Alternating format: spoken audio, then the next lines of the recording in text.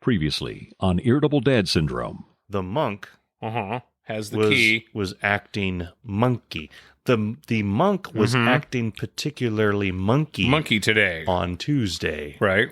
On Tuesday, the monk was monkey. I'm going to ask you something. Please don't put this as the cold open.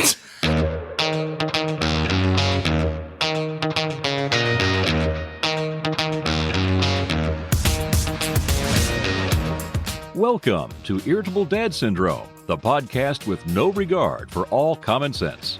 Here are your hosts, Mike and Darin. Hey everybody, I'm Darin. I'm Mike. Welcome to Irritable Dad Syndrome. It is episode 55, and we're very excited that you're with us. Yeah. I'm trying to, last episode. Could that sound more fake? Could that sound more like I'm reading? And we are very excited that you're here with us. Insert name here. I reckon we are. Hey, we're happy that you're here. Hey, all right. Yeah. Waka, waka, waka. No, so the last time we did this, Waka, waka. I didn't do any math. No, and we're not doing math tonight. Do math again, even though 5 times 11 is 55. 5 is my favorite number. Stop it. It is my favorite number. Why is 5 your favorite number? Because it's divisible by 5. Such a nerd. Such a nerd. Stop it. We're gonna lose our momentum here. Okay.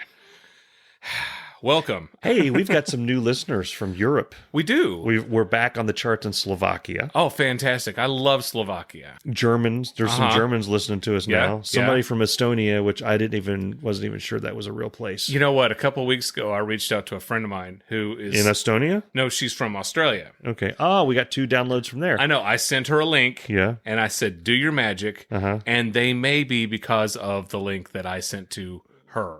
They downloaded thank you, 2 Allie. episodes and never again. So I don't know. It was. I told you to stop bad mouthing kangaroo. I know. Well, what are you gonna do? Yeah. So anyway, we've got some news. If you remember early on in the podcast, it was episode 4 or 5? Was it that we had to ban a listener? Oh, we're gonna talk about these. We had to ban a listener of the show. He was acting. He was rude. He was incorrigible. He was like that guy at the party that shows up. Hey, everybody, look at me, talk to me. And then he sits down and he'll never leave. He was uncouth. Thank you, very uncouth. We banned him from the podcast, okay? After a while. Andy Dufresne in The Shawshank Redemption would refer to him as obtuse. Obtuse, yes. Yeah. I don't know what the hell you're talking about. Over time, yes, his attitude changed, his behavior changed. Yeah. And he showed that he could become a better listener, a better supporter of the podcast, and overall a better person. Yeah. And we decided to unban him. Yeah. Well, we've got news. He is banned again. He's a repeat offender. And he's proof that going to ban jail does not... It does not cure the problem. It doesn't cure the problem. No. It doesn't reform... It does not. The person. It does not. So here's the thing. Yeah. This person, do you want to go ahead and name him? Chris Hughes. Chris Hughes is banned again. I need to wash my mouth out with soap. I know. We're banning him again because he is a patron of the show. And we're not banning him because he's a patron. Oh, no. We're not banning him from being a patron. Yes. We're just banning him from the show. We still want his money. We'll happily take his money. We're going to take his money. But he's just no longer allowed to listen to the show. Yeah. I want that to be clear. He needs to download it. And not listen to it. Yeah. Turn the volume all the way down. Exactly. So as a patron, you are allowed to vote for episode titles. Okay. Yeah. And when we go through the show, we find what we think is our favorite title. Then we grab another one. Well, let me like an close, okay? Yeah. And then we put a couple more on there to fill it out. It's like on watching Who Wants to Be a Millionaire. Who was the first president of the United States? Was it George Washington, John F. Kennedy, or Snoop Dogg? You know it's not Snoop Dogg. Yeah. Okay, you know that. Right. There are show titles that you know are not supposed to be a show title. And we always pick our favorite. We actually, here's some behind the scenes. We go ahead and post it. Right. Like it's only visible by me and Darin. Yeah. But, we need to have the ability to listen to what the other person did. Right. So that we don't have any more quack mistakes. Right. Or, sometimes we'll have a late night text. Darin, Do you have to put that many sound effects in the video in the I thing, like the or sound you'll effects. come back and say, hey, maybe that story about the alien abduction where they shoved a curtain rod in my ear is not appropriate. Right. Okay, and we can take that out. Right. But we always name it what we think it should be named. Exactly. I've been very regimented and disciplined. Yes. There's been a couple times when the Hugheses have voted for something, and we're like, who farted? Like 5 or 6 weeks Why ago. did you do that? We had an episode that was supposed to be called Ice Cream Be Delicious. It's a good title. And yes, that was the best title. And they went with Don't Screw with Lasagna. Which is fine. It's fine. That one was fine. Yeah. Okay. And then a couple of weeks ago, what was it? We wanted the show to be called Your Mama Don't Count Crackers in the Rain. I can't remember. I think I know what one of the titles for this is going to be. And they picked the wrong one. Yeah. And we went with it.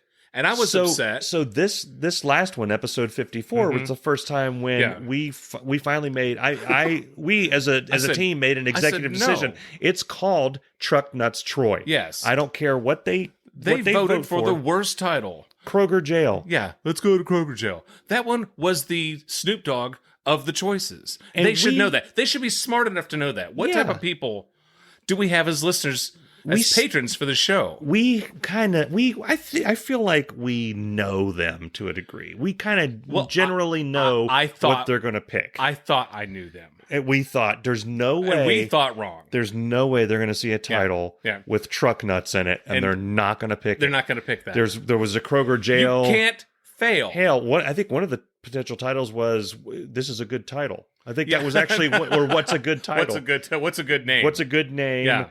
Kroger Jail and Truck Nuts Troy. Right. And you get heathens like the Hugheses. Yeah. They're going to do Truck Nuts Troy. It was like, we're done. Yeah. Game over. It's all over. And then I'm telling Darin, I'm texting you. I was like, oh my God. They're voting for the least interesting title that they could possibly vote for. So I'm like, screw it. We're not doing this. When we get more patrons, when it becomes an actual majority of people and we see like there's little battles going on and what the titles are, I feel like I'll release the Dictator's Hold. Now, I will say that Truck Nuts Troy and the Kroger Jail thing tied, and we reserve the right to choose the winner. Well, it's me, you, and Dave Lay who picked Truck Nuts Troy. Yeah. It was 3 to their 2. So it's more of an electoral college, is what you're saying. Well, it was the popular vote and the electoral vote. Yeah. Yeah. It won both. Yeah. But by too close of a margin. I know. And so what we've done is what you should do, what's appropriate, I think, in any democracy, is when the people vote against what the ruling class want to have happen, the ruling class bans the people. Right. And retains power. So here's the deal. That's what we've done. Chris Hughes, you're banned from the podcast again. Yeah. After this segment, you need to turn the podcast off. Yeah. Lisa Ferguson, you are also banned from this podcast. I thought you were going to put her on probation. No. You're banning both of them. I'm banning both of them. Yeah. Because she's right there with him. She's probably provoking him. Yeah. He may have been reformed, and then she turned him. There's been reports. Yeah. Unsubstantiated reports, but I believe them. Okay.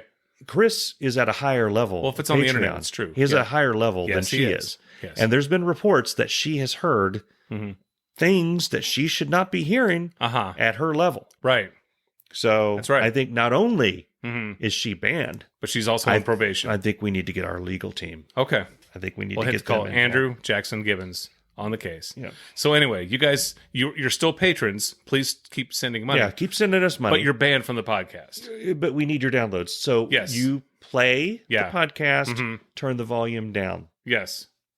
And I hope you've learned your lesson. If you have any friends that listen to the podcast, you're not allowed to talk to them about the podcast, except to say you should download the newest podcast. It's really good. And I'd like to take this moment to say that if you're a new listener to this podcast, if you would like to support us financially, go to irritabledadsyndrome.com and go under Patreon, and you can sign up there are several plans. You become a patron to the show. And what you do is you help us financially, and by that helps us get money to advertise this show. Yeah. Exactly. It helps us pay for the webbing, the hosting, all of that stuff. All this stuff. The software that we're recording this exactly, on, all this stuff. We're in the hole, as it were. That's why we ask people to support the show. That's why we do, to help us keep doing it. Because at some point... We're not buying a jet. At one point, it's going to be like, your little thing that you do in the basement with your buddy... That's cost us $5,000. We could be eating... Exactly. This portion of Irritable Dad Syndrome is brought to you by Barney Miller. Hal Linden and Abe Vigoda star in this Emmy Award-winning comedy series that's fun for everybody. Tune in each week and enjoy the wacky antics of police officers who somehow manage to keep the street safe in Greenwich Village's 12th Precinct. You won't want to miss a single episode. Barney Miller, now streaming on Crackle. So you've been sick. Yeah. We're on an off night. Yes. For a number of reasons. Yeah. One of them is that you were hacking up lungs. Last Thursday, I was at work and I sneezed a couple of times. Mm-hmm. Just a sneeze, right? Yeah. Friday morning. These days, that'll get you shot. I understand. Well, Friday morning. Like with a bullet. Yeah. Yeah. Friday morning, I had a sore throat. Luckily, I'm one of the people who have an option of working from home. Mm-hmm. And I consider this a blessing. I had a sore throat. I worked from home in case this turned into anything. Turns out my son also has a sore throat and a cough. Okay. We're keeping an eye on it because this happens every year when the temperature drops about 10 degrees. We both get one of those things. You need to eat more ice cream sandwiches. I know. I love ice cream sandwiches, especially since I've started doing this show with you and you talk about them every single flipping week. I have a craving for ice cream sandwiches the size of Montana. Yeah. I would eat an ice cream sandwich the size of Montana. Oh, I would too. So Saturday, I've got a really bad cough. Okay. And we both went to urgent care. We both got tested. Yeah. And my son had an upper respiratory thing. He took the rapid test, negative for COVID. Okay. I took a rapid test, negative for COVID. They figured out that I had sinusitis. I'm coughing to beat the band. I swear, I'm almost blackout coughing. Okay. I'm coughing so hard. And I get this almost every year. Okay. I cough so hard you could probably hear me from your house. Yeah. They gave me antibiotics and steroids. I'm on steroids, Mike. And then I reached out to my PCP and she hooked me up with some other pills to take for this cough. Okay. The cough is almost completely gone, but she says it lingers for like 4 to 6 weeks. 4 to 6 weeks? Oh, Jesus. What the? I know. So anyway, if I start... That makes me want to cough. Just hearing that. So if I go into a coughing fit, I apologize. Yeah. I feel a lot better now. That's good. Thank you for asking. Yeah, that's good. Don't think you asked it. I don't want a sick person in my house. Well, even sicker than I am. But it's time now for the Kroger Story of the Week. My wife loves me so much. She absolutely hates going to the grocery store. Okay. She loves me so much, she went to the grocery store. Okay. Because she told me, she says, I'm going to run out to the pharmacy and pick up your prescription for you. I said, okay, thank you. That's very sweet. An hour later. You go to the Kroger pharmacy, don't you? No. No? No, we go to Walgreens. What? An hour later, she's like, you know what? We needed groceries. And Darin always goes, she went. And so that was awesome. Very sweet of her. Yeah. And I have been trying so hard to limit the amount of sweets that I eat. She bought me a box of Little Debbie Swiss cake rolls because I was feeling bad. And then she bought the boys Pop-Tarts. And then she bought the boys ice cream. And then she bought the boys donuts. I'm like, you've got to stop going to the store. And the kids are like, Mom can go to the store every week. What flavor Pop-Tarts? The brown sugar cinnamon. Oh, that's the old-fashioned classic. Okay, you can't beat the classics. In my opinion, there are two worth having. All right, that's one of them. The frosted strawberry. Okay. And the brown sugar cinnamon. See, I go with the frosted cherry. Okay, I've had them. I had them, and I do like them. Yeah. I think they pale in comparison to the strawberry. When I was a kid, it was always frosted blueberry. But I progressed to cherry and brown sugar and cinnamon. Yep. So I was thinking that I'm not going to have a Kroger story because Libby went to Kroger instead of me. And I asked her, I'm like, did you run into anybody? No. Did the cashier say anything funny? No. Anything happen in the produce department? No. Was there anybody at the crowbar? No. I'm like, did you even go to the store? Did you walk by the cheese? Nothing? Did you walk by the cheese? And I'm like, what about the parking lot? Did you see there's always something going down in the parking lot. There's always something screwed up in the parking lot. No. Yeah. Nothing. Nothing. So I was like, I have nothing. There's always the random jackass that's sashaying across. Right. They know you have to stop because you don't want to go to jail for manslaughter. Sashay. Say they sashay. Yeah. Yeah. I was upset that I wasn't going to have a Kroger story. Okay. Until today. This morning, my boss told me, you know what, work another day from home until you feel 100% better. So I'm working from home. It's lunchtime. And I was going to run out to the Penn Station. Okay. I love sandwiches at Penn Station. Okay. Going to get some potato chips. So I stopped by the Kroger. Okay. And I ran into Kroger real quick to get potato chips and milk before I got my Penn Station sandwiches. Yeah. So I'm walking through Kroger, and I see this, I can't really call her a girl. She's probably in her 20s. A young person. That's that a girl. That's a girl. Yeah. It's a lady. Yeah, I feel like I need to... I see this young lady that I know. My comment is that I am more than double that age. I'm to the point where anybody in their 30s looks like a kid to me. 30s or younger. I'm like, well, my God, put the rattle, put the rattle and the binky down. So I see this young lady that I know, and I, for the life of me, I can't remember where I know her from. Yeah, and I don't know if that bothers you, but it kind of gets me because I'm getting to that age where I'm starting to forget names And it's like, I don't want to forget things. Well, I keep a Rubik's Cube in my car. Yeah. Right. And I solve this damn thing every day to help with my memory skills. Yeah. I really do, because this is something that I'm concerned with. I can't remember anyone's name. Yeah. I meet somebody and literally 2 seconds later, I don't know their name. But it's like, even if I've forgotten someone's name, I can usually still remember where I know this person from. Yeah. So I'm trying to figure out where I know this person. And I'm 51. She's probably 20. I'm not going to just stare at her, because then I'm this creepy old man staring at this girl. And anyway, I'm like, no, she doesn't go to my church. I definitely don't work with her. She's too old to know Jacobs. I don't think she's from school. Or did this kids have karate with her? I don't think she's from marching band. I'm like, oh, I know where I know her. She works at Kroger.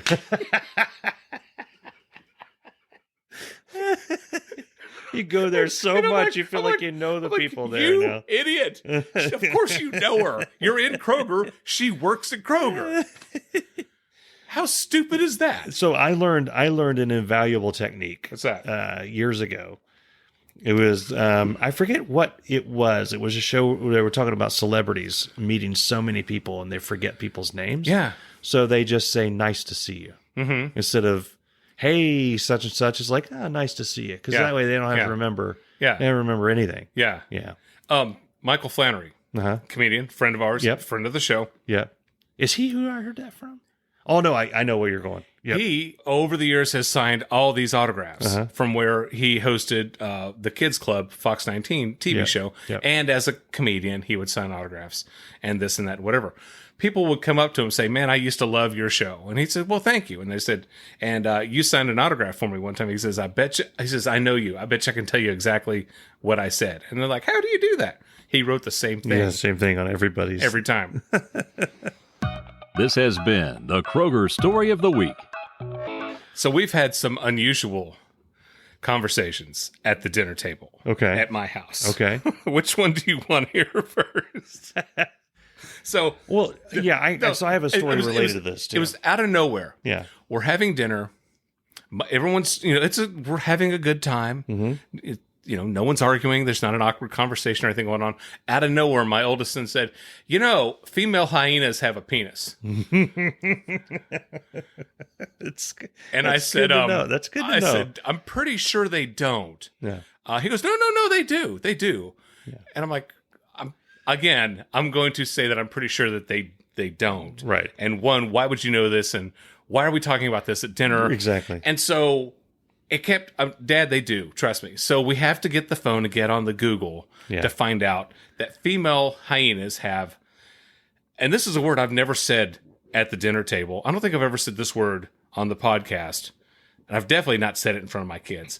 The female hyena has an elongated clitoris that resembles a penis. Okay. And childbirth for the female hyena is very painful and difficult, which is why a lot of hyenas die during childbirth. Huh. And I'm like, does anybody want ice cream for dessert? Some male hyenas have a shortened penis that resembles a clitoris. So along those lines, let me ask, not along the lines of a clitoris or a penis. Okay. My family, specifically my wife, loves to bring up disgusting things that happen during the day while we're eating. So we'll be sitting down, we'll be eating the thing. It's like, oh, you should have seen Dakota's vomit this morning. I don't want to. Yeah. So I've learned to like stop her before it comes out because I can tell when it's coming. Right. And Andrew will be sitting there and it's all of a sudden, oh, you should have. No, hold on. Wait. Is it vomit or poop or urine or something coming from? Was there a dead bird? I don't want to hear it. I don't want to. Let's wait until this meal is over. Right. And then we'll talk about whatever came from orifice from our dog. Well, Libby's a nurse, so you can talk about anything you want. Constipation, diarrhea, had hemorrhaging from the brain. Yeah. Has your clitoris exploded? She will. Okay. Just talk. It does nothing. Nothing phases her, especially from her years of working in the ER, as they say in the South, or in the as it were. Another thing, comment that came up. I can't remember. I may have zoned out. I don't know, but I heard somebody at the dinner table say he farted wet enough and it made my hiccups stop. Wet enough. He farted wet enough and it made my hiccups stop. And I just stopped right there. And I was like, I don't want to know what you're talking about, but I'm going to write this down. Yeah. Because I don't need to know the story. The engineer in me wants to know about the wetness scale of farts. Wetness scale, yeah. Where, how far do you go up? And at what point does it cure other ailments in other people? I don't know if it was the sound, the smell, or the combination of that, or just the shock. The shock and horror that turned off the hiccups. Yeah. I don't understand that. This reminded me of a story that happened at the dinner table years ago. Okay. Libby had made this delicious chicken meal. Okay. And there was barbecue sauce on the table. And I asked Jacob, I said, do you want barbecue sauce? And he says, no, I don't like barbecue sauce. Okay. I'm like, what are you, nuts? What are you, a psychopath? What are you, crazy? He goes, no, I don't want it. And then Cameron didn't want any barbecue sauce. Yeah. And I said, you guys realize that people fought and died for the right for us to have this barbecue sauce on our table? And they're like, no, they didn't. I'm like, yeah, they did. And then, of course, knowing me, I've got to carry it the full way through. And I said, go to school tomorrow and talk to your history teacher, and he'll tell you all about it. And they're like, Dad, you're crazy. I'm like, I might be, but not where barbecue sauce is concerned. There you go. Yeah. And we ended dinner. We went to bed, and I'm at work the next morning. I thought, oh, yeah. And I emailed their history teacher. Oh, no, you did. I did. I said, crazy thing here. Hi, Darin. I'm Jacob's dad. My son may come up to you and talk about a war involving barbecue sauce. If it's not against your principles, could you do me a favor, dad to dad, and lie to him and tell him about this? And he replied within a minute. He said, you mean the Great Barbecue War of 1807? Sure. Oh, that is awesome. And that's boys, awesome. They never asked about it. Oh, but the history teacher was on board. Yeah. Completely ready to go. This portion of Irritable Dad Syndrome is brought to you by Otis Elevators. Hi, I'm your buddy Dave Lay. And for the last 2 weeks, I've been taking the stairs. Why? Well, I'll tell you. It turns out that the hotel my wife booked for vacation didn't have an Otis elevator. What the f***? I complained to the manager, but he says there really wasn't anything he could do about it. Regardless, I'll never stay in that dump again. I am brand loyal, and the only elevator I ever step foot in is an Otis. There's nothing like the feel, the smell, and the comfort of an Otis elevator. Being inside an Otis, well, it just feels like home. Now, back to the show. I dig horseradish sauce, and I've become addicted to making brats and mets and dipping them in horseradish sauce. And part of the joy of that is it has the same effect on my family as their stories about feces and dead things has on me when I'm trying to eat. Yeah. And I enjoy when you bite into it, it part of it tastes good, and then for a second you're gasping for air. Yeah. And you get the horseradishy stuff in your nose, and you think, my God, I'm going to die. This is how I leave this plane of existence. Yeah. Choking on this hot dog, and then that goes away, and then what do? you dip and you get some more. Meanwhile, your family all around you's going, oh my God, that's disgusting. I have never been able to tolerate horseradish. I've never. Now at Arby's, they call it horsey sauce. Yeah, you take it. Yeah, it's like this weird. You take it just a tad. Oh. You take it so far that you knock your microphone out of this thing. I'm going to give away my... I can't believe I talked about horseradish sauce. I'm going to give away my secret sauce here. Okay. Especially when I make turkey burgers. I don't know why this tastes really good on turkey burgers, but if you grill a burger or a turkey burger, what you do is you take barbecue sauce. You mix in ranch dressing. Okay. And honey mustard or spicy mustard. Okay. Equal parts. Okay. Holy crap. I don't know. That's so good you'll smack your mother. My boys absolutely love it. And whenever I make burgers, Dad, are you making your secret sauce? Yes, I am.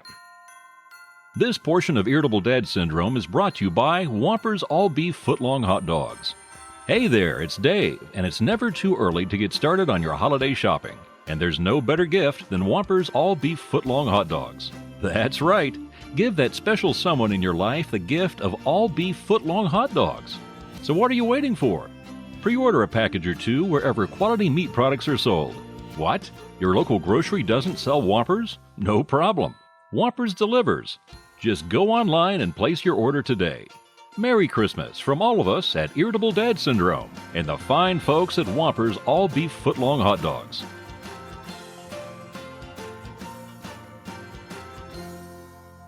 We don't talk politics. No. We are a non-political show. That's true. Having said that, okay, the recent years have been filled with political strife, some would say. Really? Cats and dogs living together, just pandemonium. Right. Okay. Right. And I came across something that has that I want to share with the world. Okay. To help with that. Okay. Go to YouTube for our listeners. And look up Dick Cavett and watch old Dick Cavett shows. Okay. I recommend if you do this, let's say it's 11:30, 12, 1 o'clock in the morning, right, and you're having trouble sleeping. Watch this. Well, he works in a couple levels. One is he's a savage. Okay. When I was a kid and he would be on the background, I was like, just this wimpy little guy. He has a voice like this, and he doesn't sing very much. Well, he's Midwestern, right? Yeah, kind of like Johnny Carson. But I'm older now, right? And I kind of get what he's doing. He is insulting the snot out of these people, like hardcore, on his show to their faces, and it's amazing. So that works on that level. But the political thing, okay. So I watched a couple of different clips, okay, and where I came to the political thing is there was one clip which had Hugh Hefner on one side, the owner operator of Playboy magazine, yes, and feminists on the other. And so I'm watching this. Those are people who did not care for Playboy magazine. Yeah, and they openly said... I don't know why I'm explaining this. They openly pointed out that Hugh Hefner was... They didn't call him the devil. I think they said he was the personification of all that was evil in their minds. And of course, Dick Cavett is sitting there going, oh, okay. Well, Hugh, what do you think? And Hugh Hefner... It's like the worst Dick Cavett I know. I'm not good with impressions. He starts when it comes over to him, the first thing he does is puts a pipe in his mouth and lights it up. So as at our age, it's like you're watching that, you're going like, oh, they did used to do that back in the day. Oh yeah, they smoked on TV all the time. And so, so they're talk about opposing views. You've got the Playboy guy and you've got feminists. Okay. I don't want to get into the politics of that, but there's some differences there. Right. And you're watching it and I'm like, okay, one side will say something, and I'm like, I kind of see that, but that's like cartoonishly weird. And then the other side will say something, and you're like, oh, well, you're cartoonishly weird too. And it's like it's an opportunity when you come in. There's tons of clips. I watched Gore Vidal go against Norman Mailer. That's a fun one. There's tons of these things where you will identify. Maybe you will, maybe you won't, with one or other side, right? And you get to see how ridiculous what you believe looks like through the eyes of watching these people sitting on stage in the 70s. Watching, somebody that's for one thing or the other just light up and then call somebody a broad across the thing. You're like, oh my God, I can't believe you said that. And then they respond, with, we're going to whatever. I can't remember. It's all over the place. Well, and meanwhile, Dick Cavett is sitting there just throwing barbs left and right. It's a hoot. Well, I was watching something on Facebook, and I stopped. It's the Facebook. The Facebook, yeah. And I stopped. You know what? I stopped making political comments about anything a long time ago. Yeah, and because you want to keep some of your friends. Well, it's like yelling at the wall. Yeah. Okay. Yeah. The wall's not going to change anything about it because it's a wall. Right.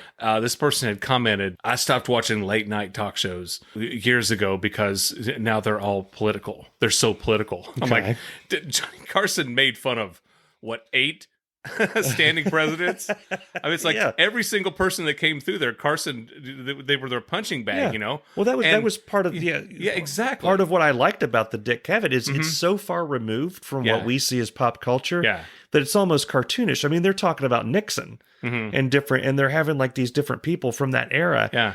And I mean, the way that they're dressed and the way that they're talking, I was expecting one of them to pull out a musket and start loading it. I know. It's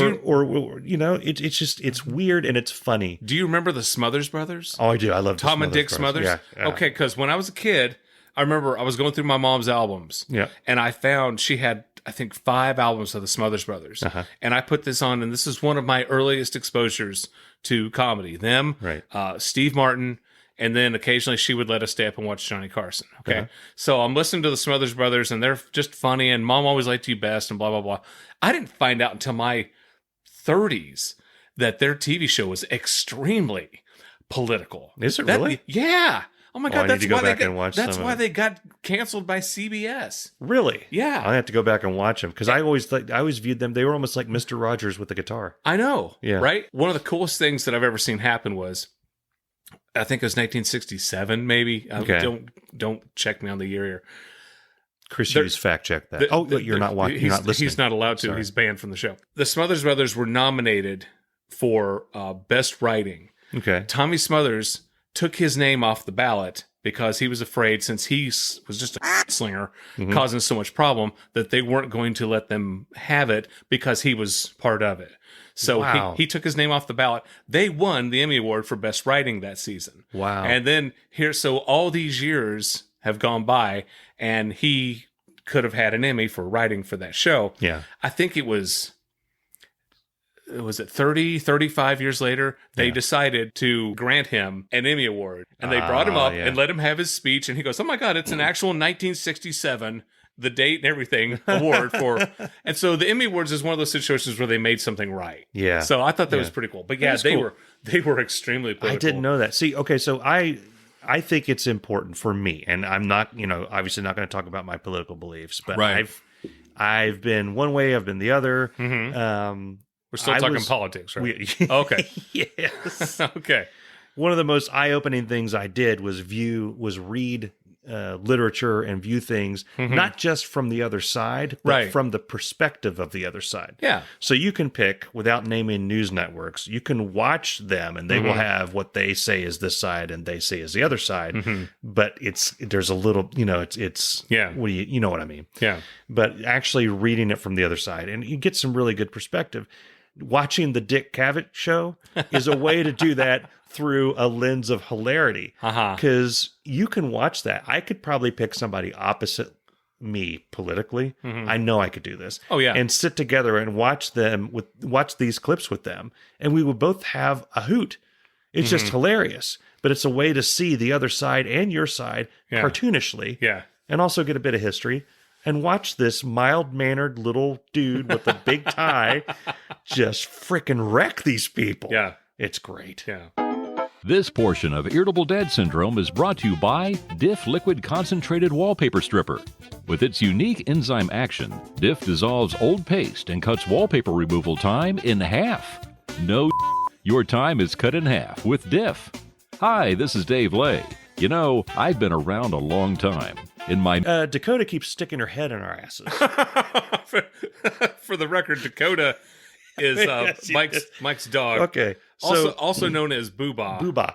By the way, I've got a scar on my knee where she jumped on me. Yeah, I've got check that out right there. Okay, sweet. Cool scar, Mike. So here's the thing with Booba. Okay, we had a dog previous. Did you ever meet Molly? I sure did. I met Molly. Yeah, you met Molly. Yeah. Molly's is in a tree out in the front of her. Yes, it's in a plastic bag hanging in your tree. So Molly got along with other dogs. She wasn't a people person. All right. Yeah, we had to keep her away from people. This podcast would not be happening if Molly were still here. She mellowed out in her later years because you did meet her. But there was a good 10, 12-year run there where we had to be extremely careful. We didn't want her to bite somebody. It was a Shepherd Lab mix. So what did we do? We got another Shepherd Lab mix. I was pretty concerned because Molly was pretty big. And we got another one. We're like, we can deal with big dogs. I noticed that Dakota didn't seem to grow at the same rate that Molly did. I started to suspect that she was part Chihuahua. She's not a big dog. Okay. She's a medium-sized dog now, but there was a long time she looked like a rat dressed up as a dog. Yeah. Okay. Molly never snuggled with us that much. I have pictures of her where she would lay on top of Bess, but for the most part, when everybody's laying down, she would leave the room and go out in the hallway and sit just outside the door and watch us and just watch the surroundings. She's a shepherd. So we just assumed that Booba, Dakota, would do the same thing. She's a snuggle dog. We're not used to that. It's taken us a while to get used to it. But the way that she snuggles, she will orient herself wherein either me or Bess, she sleeps on top of the covers, we're under the covers. She nestles her head right there in betwixt buttocks. Right there. I've been known to fart violently in the middle of the night. And there's been more than a few occasions where I have woken up, Booba's head is nestled firmly within betwixt my buttocks. The only thing between us is a couple of sheets and maybe a comforter. And she's right in there. Crank it out hard. Her head bops up. Like a gopher, like napalm just hitting the gopher hole. What the hell was that? Looks around, scared to death. She'll jump up, do a few circles, and lay back down. Sometimes over on Bess's side, sometimes back on my side. If she comes back on my side, she's smart enough not to put her head back betwixt my buttocks. But she's not smart enough to not do the same thing the next night and the next night. And I'm like, do you not smell what's happening? Do you not sense what's about to happen? Do you enjoy the vibration on your head? What is it about that area that you got to put your head right in there? The worst is when she flips around and I wake up on a Sunday or Saturday morning, lazy, with her open my eyes, and there's a dog hole right in my face with her legs like up to the sky.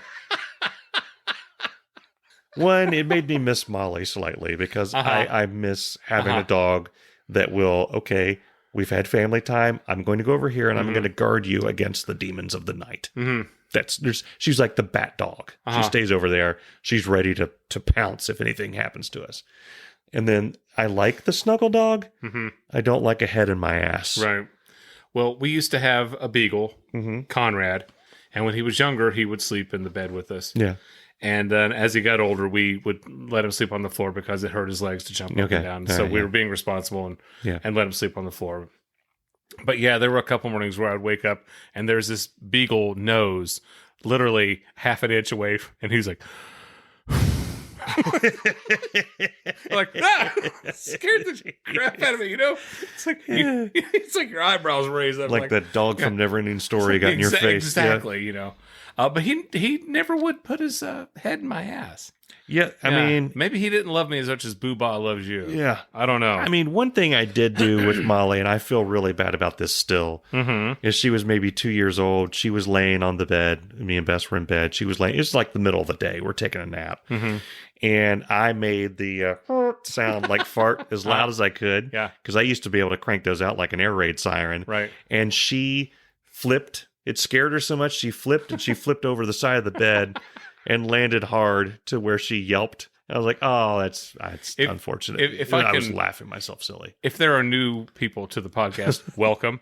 I would like to remind people that Mike is famous for, he lives in a 3-level house. Yeah. Mike is famous for being in the basement, having what's called brewing, going up 2 flights of stairs to where his wife is standing and letting it go. I share because I care. Yeah. Irritable Dad Syndrome, part of this nutritious breakfast. I have a just stop for this week. I was, sometimes I go out and things happen and I'm annoyed. This time I was very, very upset. Mm-hmm. And the reason I'm very upset is because the place where I went, Popeye's Chicken. Okay. I have always loved Popeye's Chicken. Okay. I'm trying to think of a time where I went to Popeye's and the chicken wasn't anything short of delicious. Okay.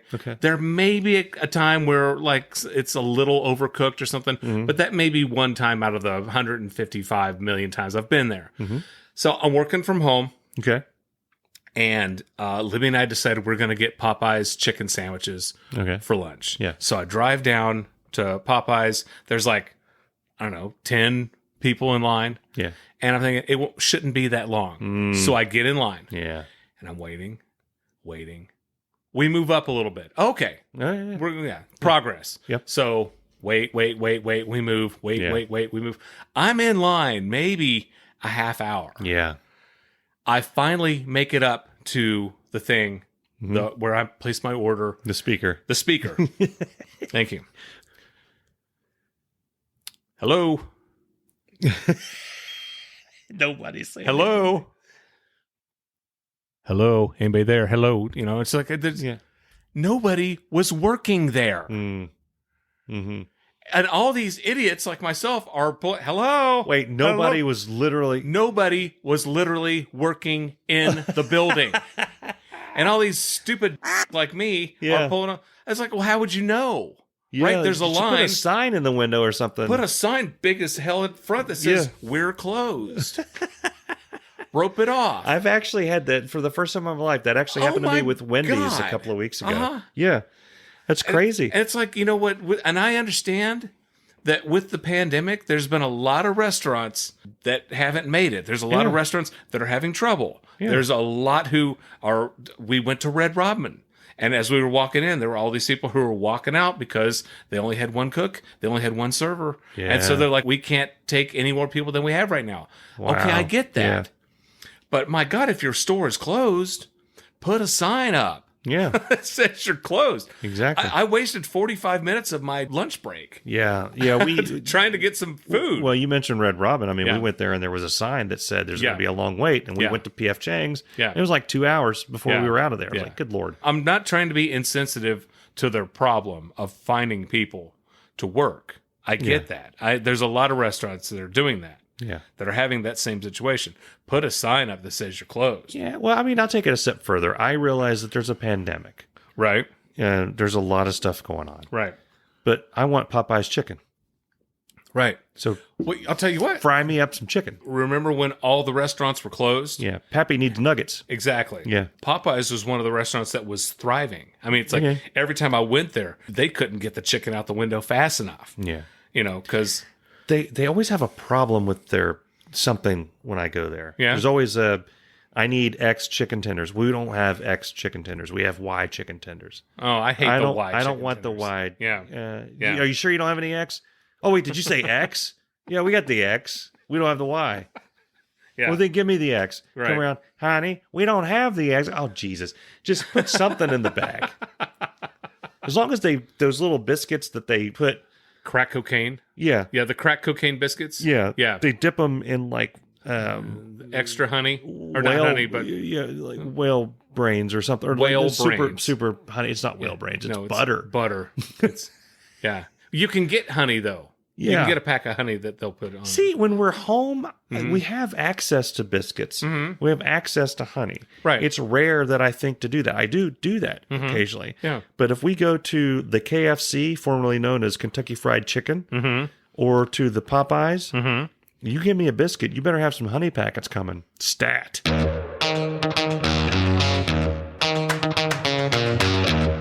So I've told you about the person who's moved into my office with me, my office mate. Yeah, and she to me in my head is Aunt B. You know what? She's like 27 years old. I don't care. Andy. Yeah, in my mind it's Opie. She's got a bun in her hair, and she's knitting when you walk in. She wears the same gray dress every day. Yeah. No, she's in her early 20s or mid 20s. I don't know. She's young. I'm over half her age. Okay. And she taught me something the other day. How to knit? No. Okay. No. How to whittle a salt shaker? She told me that there are multiple levels of thick. Oh. Because I'm reading a text message from our thread that we have with me, you, and I started laughing when Jim said that somebody was thick, and I said, thick is what I think it is, right? Yeah. And my office mate says yes, and when you describe a girl as thick, you don't say she's thick, you say she thick. Okay. And then she said there's multiple levels of thick. Okay. There's thick, THIC. Yeah. And then there's THICC. Yeah. So I know the CC. And then there's, if you're really thick, you're THICCC. Okay. So.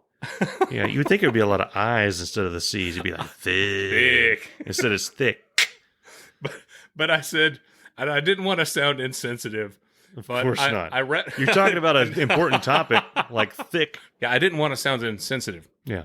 But I was rattling off names of certain celebrities or whatever, and she was telling me who was thick with 2 C's, and who was thick with 3 C's. Okay, I think the podcast audience is demanding examples. What's a 1C, a 2C, and a 3C? So we've decided not to do this thick example. Yeah. On our podcast. Because there's no way. No. It would just be one long beat. We'll get in more trouble than Vintage Man. Which, by the way, we got a review.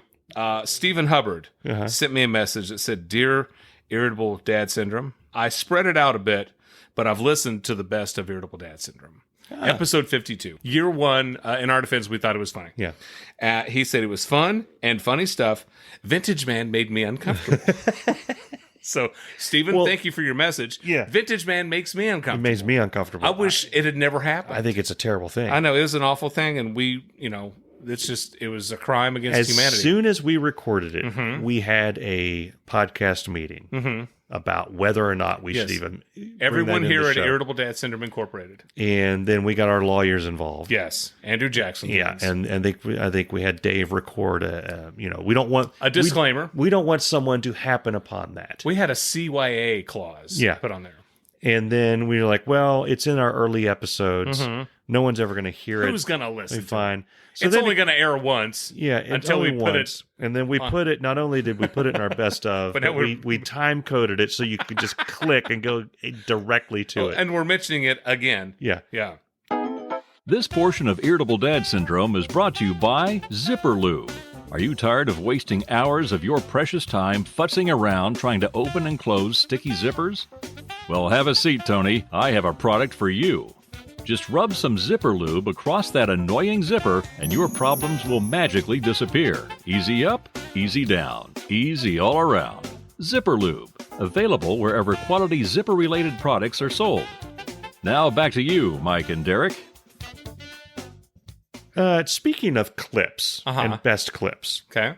Little project that I'm working on. What's that? Is grabbing sections, pieces of the show to put on different types of media like YouTube and do things like that. Oh, on the YouTubes. Okay. On the YouTubes. So a lazy thing that one could do is just take the whole damn episode, put it and throw it up on there. I think it would be interesting to get like segments. So we came up with a number of segments that we enjoyed. Yeah. I would like our listeners, I don't care if it's a new listener, old-time listener, Fresh Hughes, any of them people.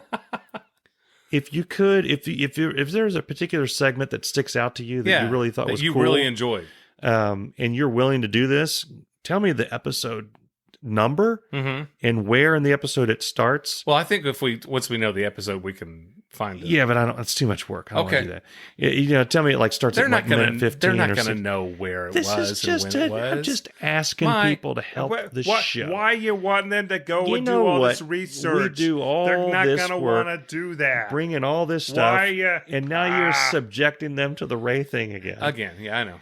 It's the only thing I got. I would just I got. If they happen to be giggling and they look at where the time is, let me know. Send it to you can go to Irritable Dad Syndrome. Our email address is on there. Yeah. That's probably the best way to do it. Let us know something, or let us or join our Facebook group and make a comment there. Yeah, and we'll find it. So, by the way, I'm not very upset with you, but it happened again today. What did I do? One of my kids screwing around at the house. Yeah, and I'm like, "What are you doing that?" And they said, in my defense, I thought it was funny. I'm like, they don't do anything that I asked them to do. But you start spewing that. And they're like, in my defense, I thought it was funny. I think it's the perfect. Mike does it, and I'm going to do it. I think it's the perfect defense.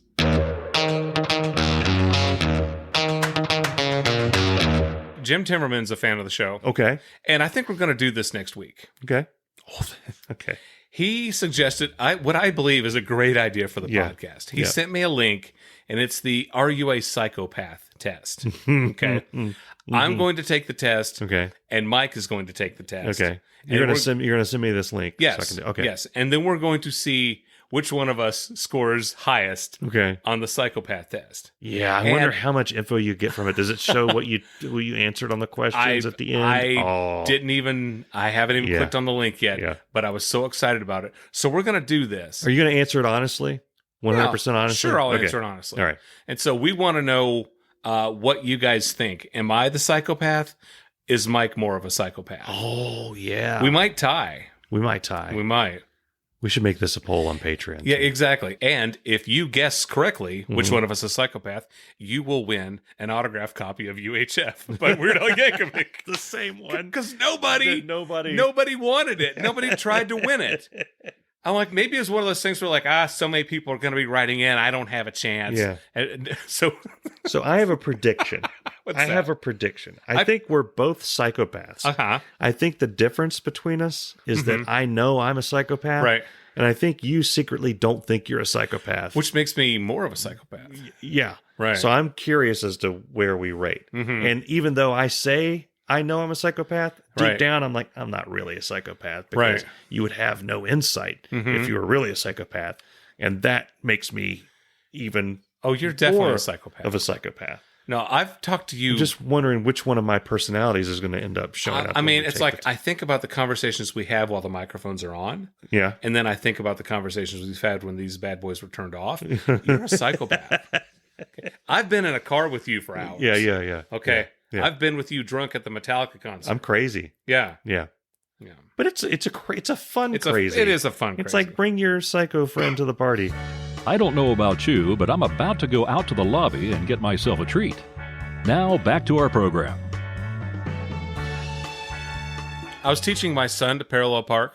Okay. And it reminded me of this story. And I don't know how many pranks you've pulled in your life, if you were ever a big prankster, if you were into that type of thing. Many years ago, when I lived in Tennessee, I lived home with my mom. Okay. I was in high school. Yeah. I went out with my buddy Jeff. Big nerd living at home with your mom in high school. That's right. I went out with my buddy Jeff. We were going to the movies. Yep. She was going to dinner with a friend of hers. The movie theater was right across the street from the restaurant. Okay. We were driving by and I saw Mom's car there and I said, pull in real quick. She had parallel parked on one side of the street. Okay. And I'm thinking, let's leave a note on Mom's car, like we're going to tow it or something. And then I realized the spot right across the street where there was another parallel parking spot was empty. Okay. And I thought, ooh, this will be fun. I moved Mom's car. I put the keys in there. Parallel parked it like a boss. Yeah. And I parallel parked it on the other side of the street. Okay. This will cause confusion. And it'll be one of those, what was that? Type of thing. Mm-hmm. So we went to the movies. We stayed out late. And when I got home, she was in bed. I got up that morning and my mom was walking around the kitchen like some 100-year-old person who didn't know if she was home from the war or not, whatever. She's just walking around staring aimlessly. You caused an existential crisis. I did. She's like got her hands up. She's like, I was on that side of I was walking, and then I was like, Mom, are you okay?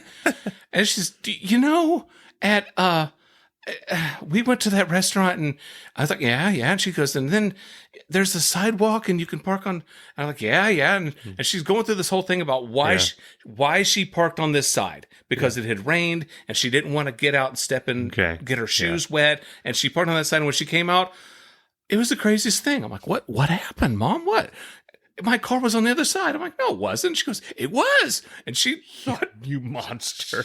She was like looking, she looked under the car to see if there was a bomb. And she says the only thing that made her realize that maybe she's losing her mind was that the car was locked. Okay. And so if the car had been unlocked, then she would have not driven home. Here's what you did to this woman. I caused early. She was up at 3 or 4 in the morning, pacing around, and her mind was split into two things that she was dealing with. Mm-hmm. One is, I know I didn't park it on the other side. And the other thing was, I've got to tell Darin, but if I tell him, he's going to have me committed. Yeah, I caused a Better Call Saul moment. And you broke her down to the point, by the time your lazy ass woke up, she was a broken woman. And she had decided, my God, I need help. Yeah. And I'm going to put myself put my fate in his hands, and just he'll decide what's best for me. Yeah. And brought that story to you. And what did you do? You twisted it even further. I let it go on. I let her go on for maybe 5 minutes before I said, Mom, I moved your car. And then she's like, oh, thank God. And she's like, I thought I was losing my mind. And she was cool with it. Now, let me back up here. This is the woman who... I was upstairs. I don't know what I was doing. I was up in my room doing my homework or whatever. And she starts screaming, holy hell, Darin, get down here quick. I come down. Her hand is covered in red. It's just covered in blood. Okay. Her hand's shaking. She's like, I really need you to get me a Band-Aid as soon as you can, please. And I'm thinking, Band-Aid? We got to get stitches? And I'm calling and she goes, I'm kidding. Oh, it's frosting. I made cupcakes. Oh, good Lord. That woman deserved it then. Good job. Thank you. Yeah. This vaguely reminds me. This vaguely reminds me of a story. Did you ever pull pranks? Well, I'm going to tell you one. Okay. And I may have told this on the podcast before, but I enjoyed Nobody it. heard it the last time. Nobody heard it. Okay. And I enjoyed it so much I want to tell it. Okay. Again. So Bess and I had this thing. We lived in an apartment in Troy. We had this thing where we would yell, bus is leaving in 5 minutes. If we're going to leave at 9 o'clock, it'd be like 8:55. Bus is leaving in 5 minutes. Mm-hmm. And it was always we'd always take it a step or two further. It was like, I'm walking out the door, when the other person obviously wasn't ready. Mm-hmm.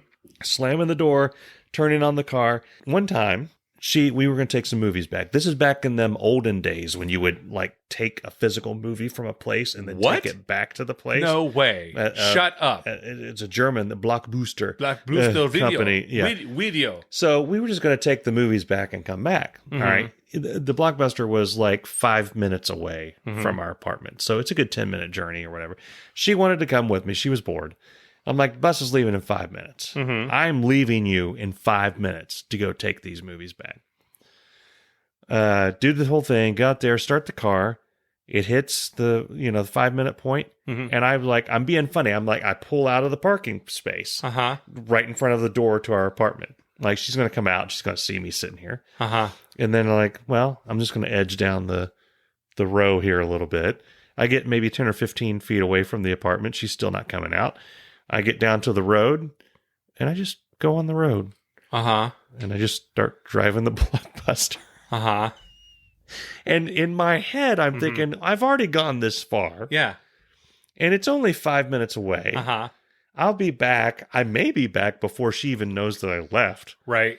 Or I may be coming back right as she's getting pissed. Mm-hmm. And that'll be funny. Right.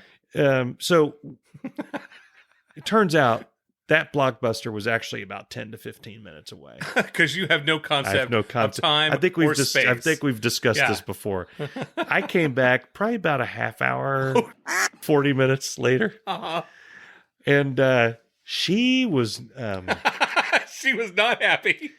And I was doing my best. I walked in. Did you say, in my defense. No. I thought it was funny. No, I wasn't that smart yet. I was a little terrified to open the door because it didn't. This is how dumb I was back then. It didn't dawn on me to how bad this was going to be until I was pulling back in. I'm like, oh, I'm going to see this woman. I'm going to walk in there, and it's a was small. this before you had a cell phone? Yeah, no, he had a cell phone. And you didn't think to call her? Well, I did. I vaguely remember having a plan if she called me, which was to say, hey, you know what? I said the bus was leaving in 5 minutes, and I meant it. She never called, which is probably a sign that I probably should have gone and found a hotel and then come back the next morning. You know, that was an episode of Everybody Loves Raymond. So I walked, was it really? Yeah, AIS, ass in seat. I walk into the apartment and it's you ever, like, your wife been so mad at you that it's like they're not mad anymore. No, you know what I mean? No, like Libby never gets mad at me. Like it goes ever. So far. She's never raised her voice. There's a point where you're going to walk in. Never had an ill thought about me once. You walk in, there's going to be a sarcastic remark. You walk in, there's going to be yelling. You walk in, you know, the next stage, there's going to be a butcher knife involved. And then it goes back to the calm, which is exceptionally unsettling. Yeah. Because they've made their mind up about something at that point. That's where she was. Yeah. You actually prefer the yelling. Yeah. And I'm just like, the only thing I could think to say was, I took the movies back. And I get the, why did you do that? And I didn't say, in my defense, I thought it was funny. I do remember saying, I mean, it was kind of funny, right? Yeah. I don't remember much after that moment. I do remember two things. One is that I've never done anything like that again. Right. And the second thing is that every time I bring it up as, hey, that was pretty funny, it's like that whole thing comes back of like, no, it wasn't. That wasn't funny at all. It reminds me of one other prank that I pulled. My buddy Don and I were leaving. We worked together at WJHL. We're leaving after work. We were going to go over to his apartment to grab something. Then we were going to go out for the night. On our way to his place, we pass a very small beauty salon. Okay. It's like a mom and pop beauty salon. Yeah. Probably a 4-seater. Anyway, there's a big sign in their front that said perm special. And I'm like, stop the car. I had a magic marker. Yeah. Or he had. Why we had a magic marker, I don't know. I wrote a big S in front, which made it a sperm special. Yeah, okay. Yeah. They had this sperm special for about a week before they noticed and took down the sign. Did you try to make the letter S look like the rest of the letters, or was it just a balls out? Nope, it was a balls out sperm special. And I kind of wanted to go in and ask if anybody, asked for the special. Like a lot of guys are going in that week and disappointed. So I haven't done stand-up comedy in a long time. Okay. But one of the bits that I used to do, and you were there when I did the show at the American Sign Museum. I was. One of the bits I used to do in my act was, you have a drinking problem if you ever wake up in a laundry basket, right? It's like, it's like and then I would always elaborate. It's like, you wake up, you're naked, you're in a sombrero, you're at the bottom of the steps, one foot's in the drywall, the other foot's out. It's like, how did I get here? Where are my clothes? Whose apartment am I in? You have a drinking problem, And it's like, sure, it's fun to slide down one. But so I was going through that. Anyway, that was one of the things that I did that night at the American Sign Museum. What I haven't told a lot of people was when we got home. You tried it out. No. Libby and I got home. It was a good show. Okay. It was my premiere. It was a good show. That was the first time I ever got paid to do comedy. My name was on the poster, and it was a sold out show. And a lot of friends came and got to see it. A lot of people I didn't know came, and I got good reviews. And so I'm on a high of this show, right? Yep. And we're getting ready to go to bed, and we should probably go check on the kids because Jacob was watching Cameron that night. We go up. They're sleeping in the same room. Jacob is on Cameron's bed. Cameron is sleeping in a laundry basket. Cameron's never heard this bit of mine. And we're laughing our asses off. Yeah. And we woke him up and put him into bed because he's going to wake up with a horrible headache, neck pain, whole body hurts, Yeah.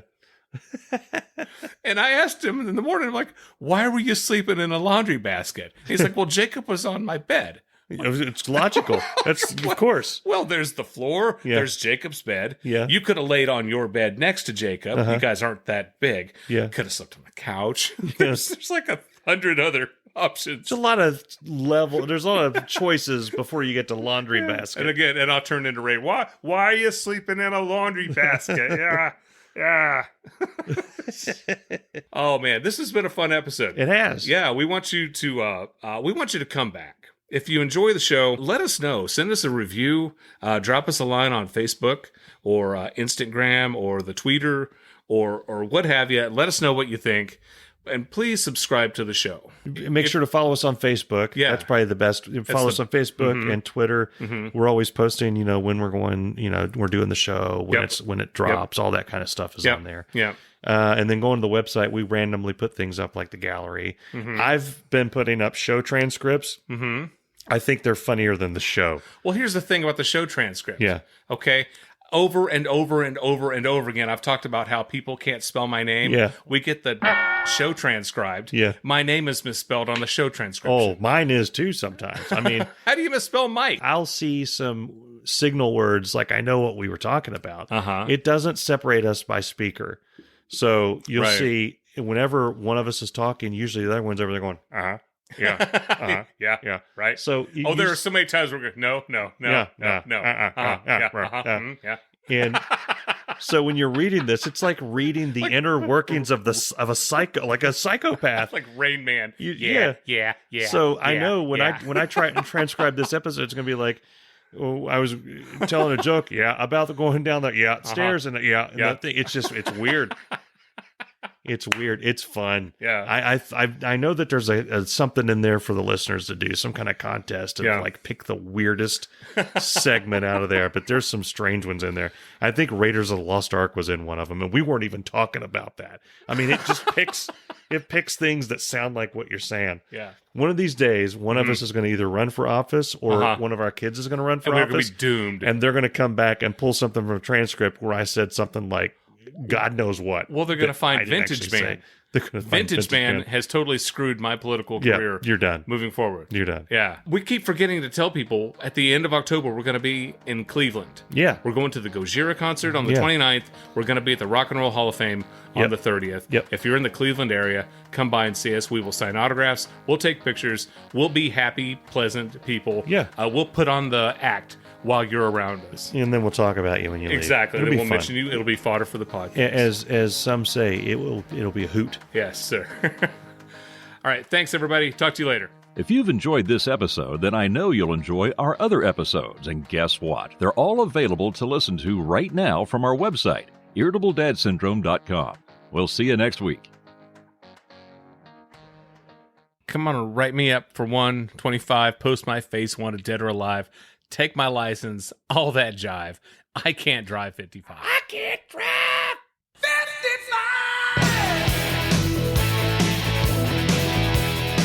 Oh, no. It's right after Eyewitness News 11 at 11.